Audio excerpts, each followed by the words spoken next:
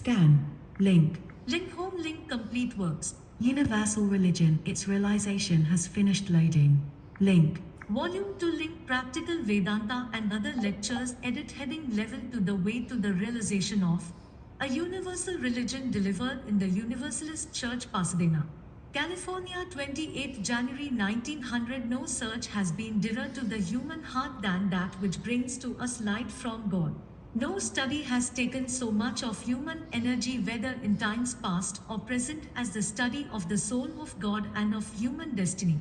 However immersed we are in our daily occupations, in our ambitions, in our work, in the midst of the greatest of our struggles, sometimes there will come a pause, the mind stops and wants to know something beyond this world.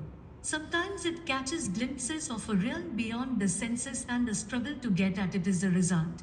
Thus it has been throughout the ages in all countries. Man has wanted to look beyond, wanted to expand himself, and all that we call progress, evolution, has been always measured by that one search, the search for human destiny, the search for God. As our social struggles are represented amongst different nations by different social organizations, so is man's spiritual struggle represented by various religions, and as different social organizations are constantly quarreling, are constantly at war with one another. So these spiritual organizations have been constantly at war with one another, constantly quarreling. Men belonging to a particular social organization claim that the right to live only belongs to them, and so long as they can, they want to exercise that right at the cost of the weak. We know that just now there is a fierce struggle of that sort going on in South Africa. Similarly, each religious sect has claimed the exclusive right to live. And thus we find that though there is nothing that has brought to man more blessings than religion, yet at the same time there is nothing that has brought more horror than religion. Nothing has made more for peace and love than religion. Nothing has engendered fiercer hatred than religion. Nothing has made the brotherhood of man more tangible than religion. Nothing has bred more bitter enmity between man and man than religion. Nothing has built more charitable institutions, more hospitals for men and even for animals than religion. Nothing has deluged the world with more blood than religion. We know at the same time that there has always been an undercurrent of thought. There have been always parties of men, philosophers, students of comparative religion who have tried and are still trying to bring about harmony in the midst of all these jarring and discordant sects. As regards certain countries, these attempts have succeeded, but as regards the whole world, they have failed.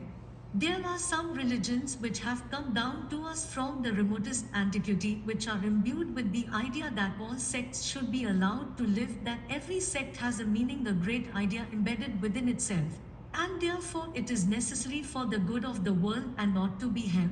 In modern times, the same idea is prevailing, and attempts are made from time to time to reduce it to practice. These attempts do not always come up to our expectations, up to the required efficiency. Nay, to our great disappointment, we sometimes find that we are quarreling all the more. Now, leaving aside dogmatic study and taking a common sense view of the thing, we find at the start that there is a tremendous life power in all the great religions of the world. Some may say that they are ignorant of this, but ignorance is no excuse. If a man says, I do not know what is going on in the external world, therefore things that are going on in the external world do not exist, that man is inexcusable. Now, those of you that watch the movement of religious thought all over the world are perfectly aware that not one of the great religions of the world has died. Not only so, each one of them is progressive. Christians are multiplying, Mohammedans are multiplying, the Hindus are gaining ground, and the Jews also are increasing, and by their spreading all over the world and increasing rapidly, the fold of Judaism is constantly expanding. Only one religion of the world, an ancient great religion, has dwindled away, and that is the religion of Zoroastrianism, the religion of the ancient Persians. Under the Mohammedan conquest of Persia, about 100,000 of these people came and took shelter in India, and some remained in ancient Persia. Those that were in Persia under the constant persecution of the Mohammedans dwindled down till there are at most only 10,000. In India there are about 80,000 of them, but they do not increase. Of course, there is an initial difficulty, they do not convert others to their religion. And then this handful of persons living in India with the pernicious custom of cousin marriage do not multiply. With this single exception, all the great religions are living, spreading, and increasing. We must remember that all the great religions of the world are very ancient, not one has been formed at the present time. And that every religion of the world owes its origin to the country between the Ganga and the Euphrates. Not one great religion has arisen in Europe, not one in America, not one. Every religion is of Asiatic origin and belongs to that part of the world. If what the modern scientists say is true, that the survival of the fittest is the test, these religions prove by their still living that they are yet fit for some people. There is a reason why they should live, they bring good to many.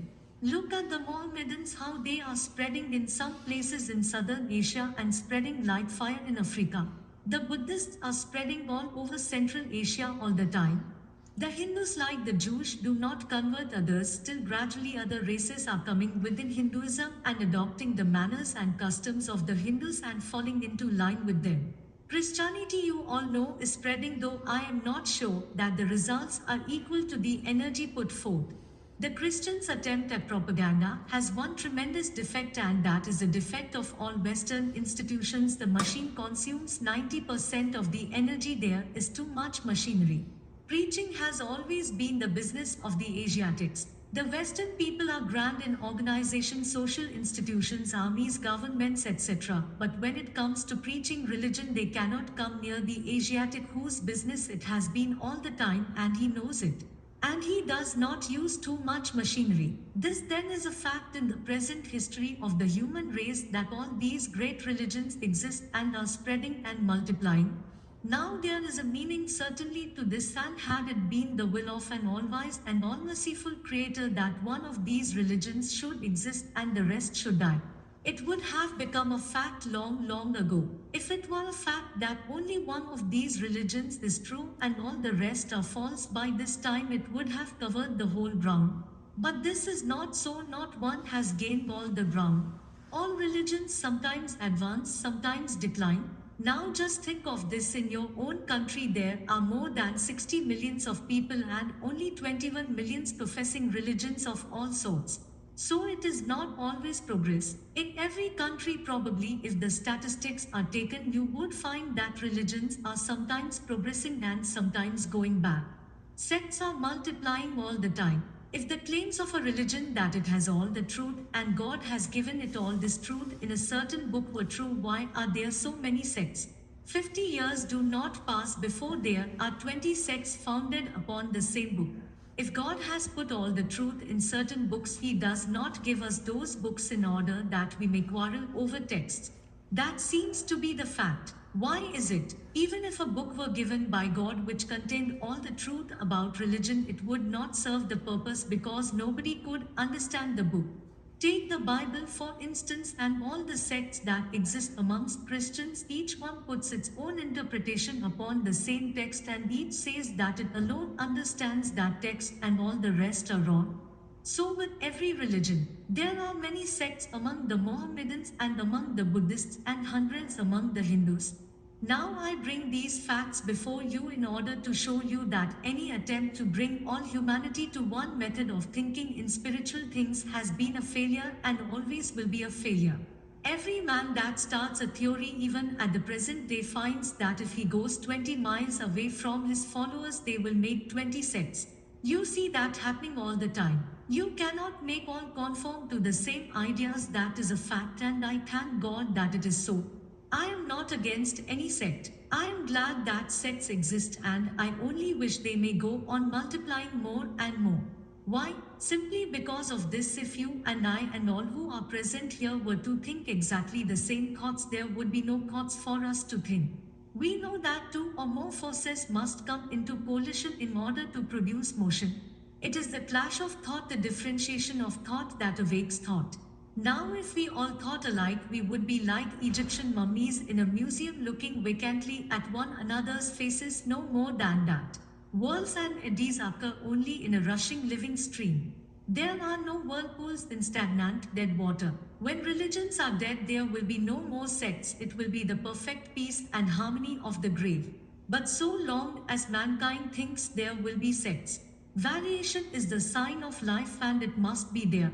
I pray that they may multiply so that at last there will be as many sects as human beings and each one will have his own method, his individual method of thought in religion.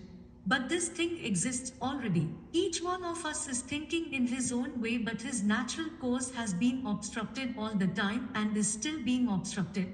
If the sword is not used directly, other means will be used.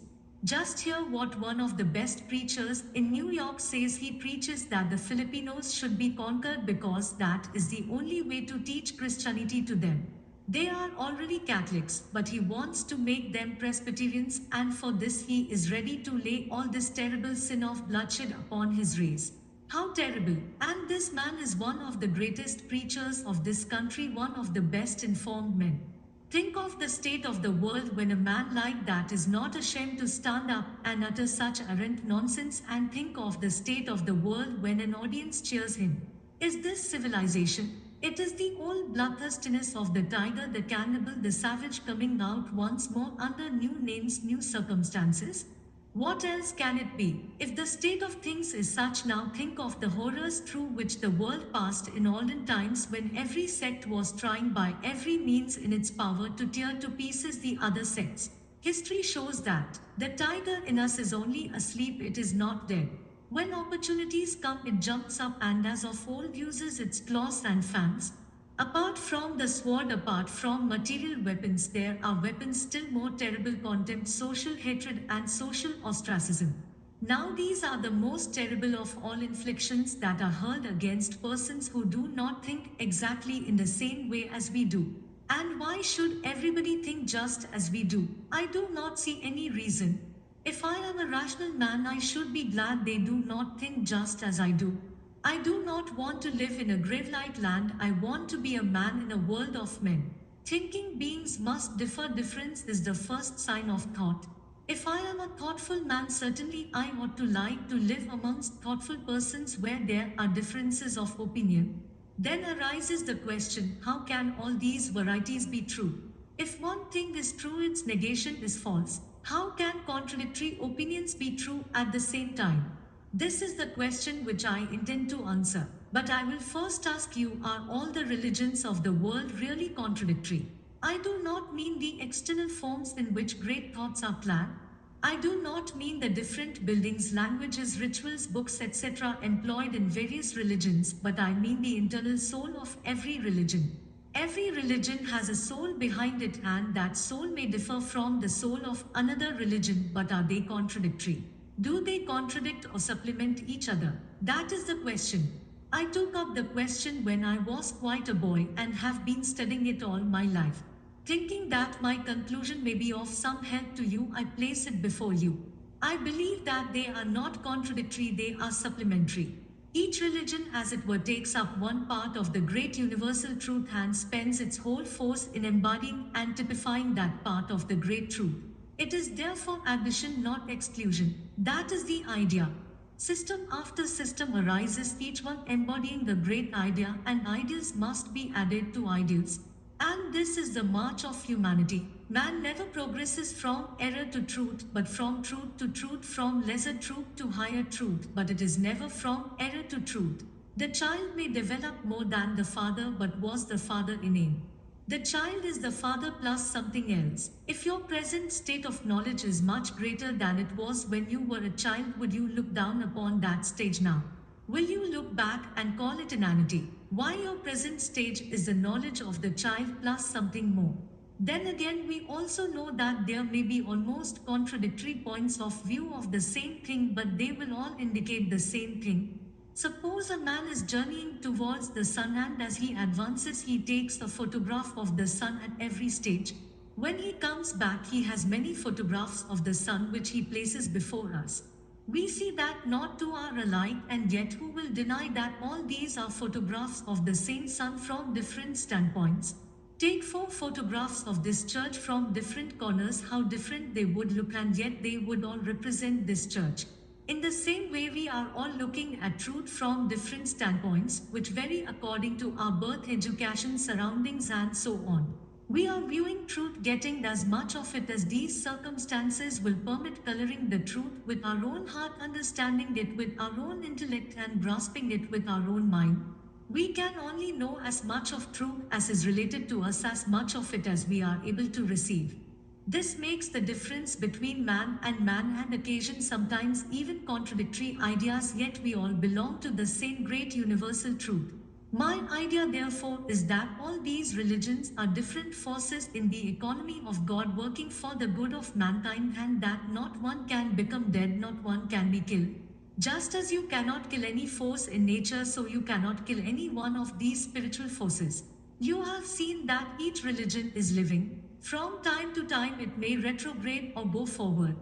At one time, it may be shorn of a good many of its trappings, at another time, it may be covered with all sorts of trappings, but all the same, the soul is ever there, it can never be lost.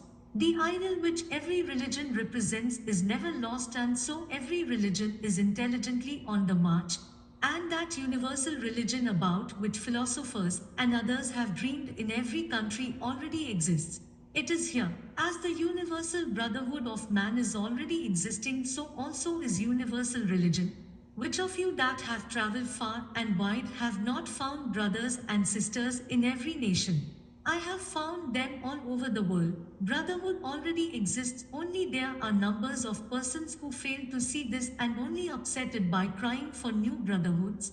Universal religion, who is already existing, if the priests and other people that have taken upon themselves the task of preaching different religions simply cease preaching for a few moments, we shall see it is there. They are disturbing it all the time because it is to their interest. You see that priests in every country are very conservative. Why is it so? There are very few priests who lead the people, most of them are led by the people and are their slaves and servants.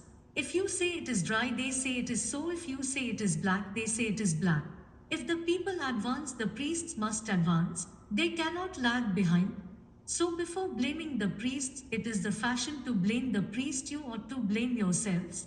You only get what you deserve. What would be the fate of a priest who wants to give you new and advanced ideas and lead you forward? His children would probably starve and he would be clad in rags. He is governed by the same worldly laws as you are. If you go on, he says, let us march. Of course, there are exceptional souls not cowed down by public opinion.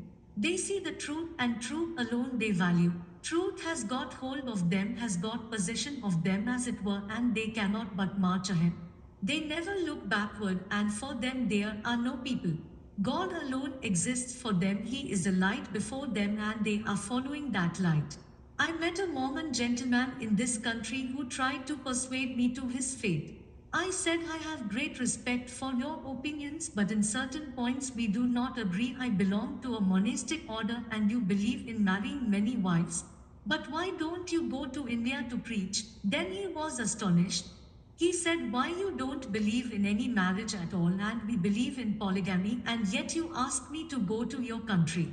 I said, yes, my countrymen will hear every religious thought wherever it may come from. I wish you would go to India first because I am a great believer in sects.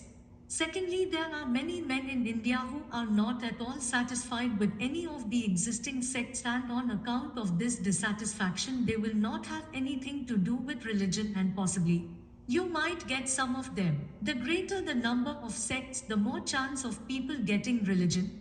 In the hotel where there are all sorts of food, everyone has a chance to get his appetite satisfied. So I want sects to multiply in every country that more people may have a chance to be spiritual. Do not think that people do not like religion. I do not believe that. The preachers cannot give them what they need. The same man that may have been branded as an atheist, as a materialist, or what not, may meet a man who gives him the truth needed by him. And he may turn out the most spiritual man in the community. We can eat only in our own way. For instance, we Hindus eat with our fingers. Our fingers are suppler than yours. You cannot use your fingers the same way. Not only the food should be supplied, but it should be taken in your own particular way. Not only must you have the spiritual ideas, but they must come to you according to your own method. They must speak your own language, the language of your soul, and then alone they will satisfy you. When the man comes who speaks my language and gives truth in my language, I at once understand it and receive it forever. This is a great fact. Now, from this, we see that there are various grades and types of human minds and what a task religions take upon them. A man brings forth two or three doctrines and claims that his religion ought to satisfy all humanity. He goes out into the world, God's menagerie, with a little cage in hand and says, God and the elephant, and everybody has to go into this. Even if we have to cut the elephant into pieces, he must go in. Again, there may be a sect with a few good ideas. Its followers say all men must come in, but there is no room for them. Never mind, cut them to pieces, get them in anyhow. If they don't get in, why they will be damned. No preacher, no sect have I ever met that pauses and asks why is it that people do not listen to us. Instead, they curse the people and say the people are wicked. They never ask how is it that people do not listen to my words. Why cannot I make them see the truth? Why cannot I speak in their language? Why cannot I open their eyes? Surely they ought to know better, and when they find people do not listen to them, if they curse anybody, it should be themselves. But it is always the people's fault. They never try to make their sect large enough to embrace everyone. Therefore, we at once see why there has been so much narrow mindedness, the part always claiming to be the whole, the little finite unit always laying claim to the infinite. Think of little sects born within a few hundred years out of fallible human brains making this arrogant claim of knowledge of the whole of God's infinite truth. Think of the arrogance of it. If it shows anything, it is this, how vain human beings are. And it is no wonder that such claims have always failed and by the mercy of the Lord are always destined to fail. In this line, the Mohammedans were the best of. Every step forward was made with the sword, the Quran in the one hand and the sword in the other. Take the Quran or you must die. There is no alternative. You know from history how phenomenal was their success. For 600 years nothing could resist them, and then there came a time when they had to cry out. So will it be with other religions if they follow the same methods? We are such babes. We always forget human nature. When we begin life, we think that our fate will be something extraordinary and nothing can make us disbelieve that. But when we grow old, we think differently. So with religions, in their early stages, when they spread a little, they get the idea that they can change the minds of the whole human race in a few years and go on killing and massacring to make converts by force. Then they fail and begin to understand better. We see that these sects did not succeed in what they started out to do, which was a great blessing. Just think, if one of those fanatical sects had succeeded all over the world, where would man be today? Now the Lord be blessed that they did not succeed. Yet each one represents a great truth, each religion represents a particular excellence, something which is its soul. There is an old story which comes to my mind. There were some ogresses who used to kill people and do all sorts of mischief, but they themselves could not be killed. Until someone found out that their souls were in certain birds, and so long as the birds were safe, nothing could destroy the ogresses. So each one of us has, as it were, such a bird where our soul is, has an ideal, a mission to perform in life. Every human being is an embodiment of such an ideal, such a mission. Whatever else you may lose, so long as that ideal is not lost and that mission is not hurt, nothing can kill you. Wealth may come and go, misfortunes may pile mountains high, but if you have kept the ideal entire, nothing can kill you. You may have grown old, even 100 years old, but if that mission is fresh and young in your heart, what can kill you? But when that ideal is lost and that mission is hurt, nothing can save you. All the wealth, all the power of the world will not save you. And what are nations but multiplied individuals? So each nation has a mission of its own to perform in this harmony of races, and so long as that nation keeps to that ideal, that nation nothing can kill. But if that nation gives up its mission in life and goes after something else, its life becomes short and it vanishes. And so with religions, the fact that all these old religions are living today proves that they must have kept that mission intact in spite of all their mistakes, in spite of all difficulties, in spite of all quarrels.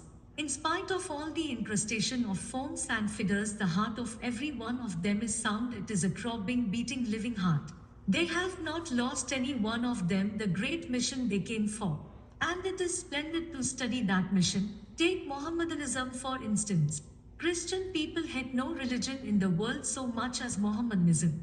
They think it is the very worst form of religion that ever existed. As soon as a man becomes a Mohammedan, the whole of Islam receives him as a brother with open arms without making any distinction which no other religion does. If one of your American Indians becomes a Mohammedan, the Sultan of Turkey would have no objection to dine with him. If he has brains, no position is barred to him. In this country, I have never yet seen a church where the white man and the Negro can kneel side by side to pray. Just think of that. Islam makes its followers all equal, so that you see is the peculiar excellence of Mohammedanism. In many places in the Quran, you find very central ideas of life. Never mind, what Mohammedanism comes to preach to the world is this practical brotherhood of all belonging to their faith. That is the essential part of the Mohammedan religion, and all the other ideas about heaven and of life, etc., are not Mohammedanism. They are accretions. With the Hindus, you will find one national idea, spirituality. In no other religion, in no other sacred books of the world will you find so much energy spent in defining the idea of God. They tried to define the ideal of soul so that no earthly touch might mar it. The spirit must be divine, and spirit understood as spirit must not be made into a man. The same idea of unity, of the realization of God the omnipresent, is preached throughout. They think it is all nonsense to say that he lives in heaven and all that. It is a mere human anthropomorphic idea. All the heaven that ever existed is now and here. One moment in infinite time is quite as good as any other moment. If you believe in a God, you can see him even now. We think religion begins when you have realized something. It is not believing in doctrines, no giving intellectual assent, no making declarations. If there is a God, have you seen him? If you say no, then what right have you to believe in him? If you are in doubt whether there is a God, why do you not struggle to see him? Why do you not renounce the world and spend the whole of your life for this one object? Renunciation and spirituality are the two great ideas of India, and it is because India clings to these ideas that all her mistakes count for so little. With the Christians, the central idea that has been preached by them is the same: watch and pray, for the kingdom of heaven is at hand, which means purify your minds and be ready.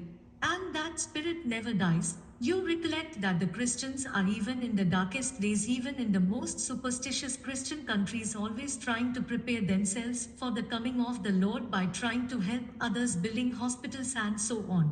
So long as the Christians keep to that ideal, their religion lives. Now an ideal presents itself to my mind. It may be only a dream. I do not know whether it will ever be realized in this world, but sometimes it is better to dream a dream than die on hard facts. Great truths, even in a dream, are good, better than bad facts. So let us dream a dream. You know that there are various grades of mind. You may be a matter of fact, common sense rationalist. You do not care for forms and ceremonies. You want intellectual, hard-ringing facts, and they alone will satisfy you. Then there are the Puritans, the Mohammedans, who will not allow a picture or a statue in their place of worship. Very well, but there is another man who is more artistic. He wants a great deal of art, beauty of lines and curves, the colors, flowers, forms. He wants candles, lights, and all the insignia and paraphernalia of ritual that he may see God. His mind takes God in those forms as yours takes him through the intellect. Then there is the devotional man whose soul is crying for God. He has no other idea but to worship God and to praise him. Then again there is the philosopher standing outside all these, mocking at them. He thinks what nonsense they are, what ideas about God. They may laugh at one another, but each one has a place in this world. All these various minds, all these various types, are necessary. If there ever is going to be an ideal religion, it must be broad and large enough to supply food for all these minds. It must supply the strength of philosophy to the philosopher, the devotee's heart to the worshipper, to the ritualist. It will give all that the most marvelous symbolism can convey to the poet. It will give as much of heart as he can take in, and other things besides. To make such a broad religion, we shall have to go back to the time when religions began and take them all in. Our watchword then will be acceptance and not exclusion. Not only toleration, for so-called toleration is often blasphemy and I do not believe in it. I believe in acceptance. Why should I tolerate? Toleration means that I think that you are wrong and I am just allowing you to live. Is it not a blasphemy to think that you and I are allowing others to live? I accept all religions that were in the past and worship with them all. I worship God with every one of them in whatever form they worship Him. I shall go to the mosque of the Mohammedan. I shall enter the Christian's church and kneel before the crucifix. I shall enter the Buddhistic temple where I shall take refuge in Buddha and in his law. I shall go into the forest and sit down in meditation with the Hindu who is trying to see the light which enlightens the heart of everyone. Not only shall I do all these, but I shall keep my heart open for all that may come in the future. Is God's book finished, or is it still a continuous revelation going on? It is a marvelous book, these spiritual revelations of the world. The Bible, the Vedas, the Quran, and all other sacred books are but so many pages, and an infinite number of pages remain yet to be unfolded. I would leave it open for all of them. We stand in the present but open ourselves to the infinite future. We take in all that has been in the past, enjoy the light of the present, and open every window of the heart for all that will come in the future. Salutation to all the prophets of the past, to all the great ones of the present, and to all that are to come in the future. To get missing image descriptions, open the context menu and labeled graphic. Scan.